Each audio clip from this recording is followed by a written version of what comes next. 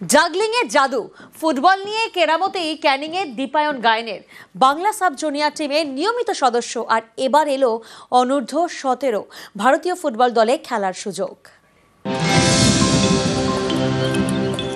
স্বপ্ন বড় ফুটবলার হওয়ার, সেই মতো নিয়মিত চলে প্র্যাকটিস।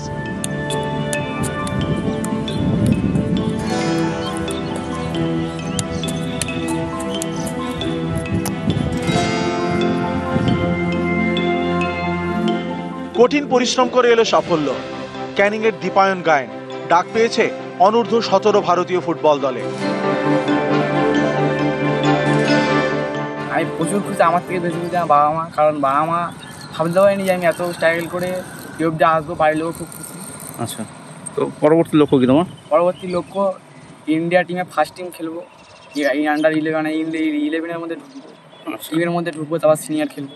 আমি মেন খেলি স্টপার, তবে একটা মাসে লেফট ব্যাক খেলার ছিল, খেলছিলাম ভালোই খেলছিলাম বলে স্যার বললো তুই দুটো পজিশনেই খেল। দক্ষিণ 24 পরগনার ক্যানিংয়ের দিঘিরপাড় 1 নম্বর গ্রাম পঞ্চায়েত, এখানকার বাসিন্দা দীপায়ন গায়ন। দীপঙ্কর আর দীপান্বিতার একমাত্র ছেলে। ডেভিড সেসুন হাই স্কুলের ক্লাস 10-এর পড়ুয়া। ছোট থেকে ফুটবল ভালোবাসে দীপায়ন। 7 বছর বয়স থেকে ফুটবল খেলা শুরু। পছন্দের জায়গা ডিফেন্স। বছর 3 আগে অনূর্ধ্ব 14 বাংলা ফুটবল দলে সুযোগ পায়। এরপর নজর কাড়া পারফরমেন্স। সম্প্রতি ভুবনেশ্বরে ছিল ট্রায়াল, সেই ট্রায়ালে এলো সুযোগ। এবার ভারতীয় ফুটবল দলে খেলার জন্য ডাক পেয়েছে ক্যানিংয়ের প্রত্যন্ত এলাকার ছেলে দীপায়ন।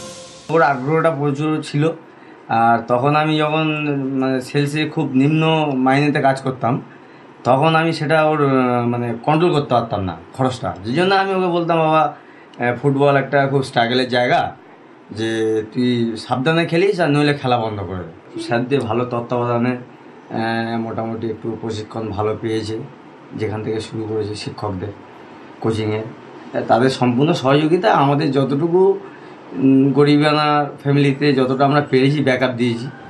ক্যানিং থেকে অনুপ বিশ্বাস, নিউজ 18 বাংলা।